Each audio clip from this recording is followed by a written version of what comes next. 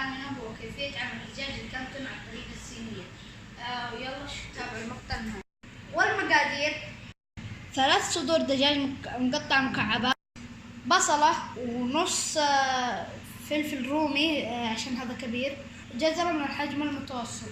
أما البهارات فعندنا ملح وفلفل أسود، كمون وبربيكا، و2 ملاعق نشا أبيض. والآن خليكم مع طريقة التحضير.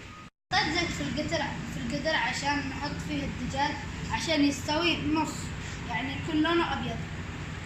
حطينا الدجاج الآن نقلبه لين ما يصير لونه أبيض.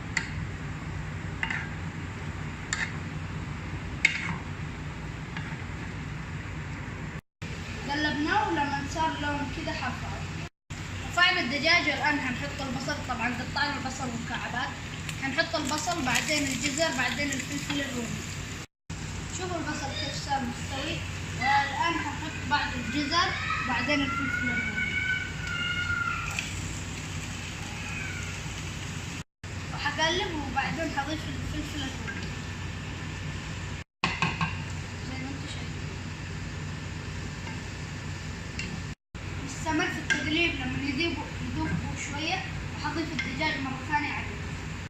شوفوا ما شاء الله ما أحلى الألوان. بسم الله حضيف الدجاج.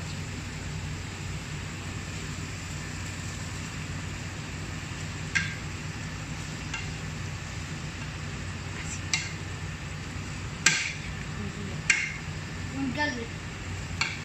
شوفوا كيف صاروا. الحين حضيف البهارات بالتدريج.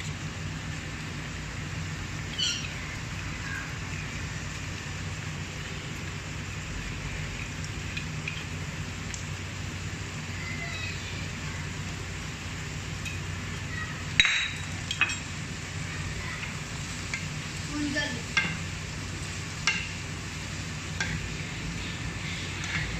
وسر الخلطة حنضيف 4 ملاعق كاتشب. والآن حطيت ملعقتين نشا مع كوبين موية، ولازم دحين ندوبهم أو نخلطهم مع بعض. دوبتهم وعشان النشا لازم يذوب. بعدين حضيف مرة ثانية كوبين موية. الكوب الأول، الكوب الثاني فيها وأحطها على نار هادية ولمدة 10 دقائق. والآن غطيتها وأحطها على نار هادية لمدة 10 دقائق. وهذا هو الشكل النهائي. طبعا هو الرز هحطه فوق الرز وهصور لكم الشكل النهائي.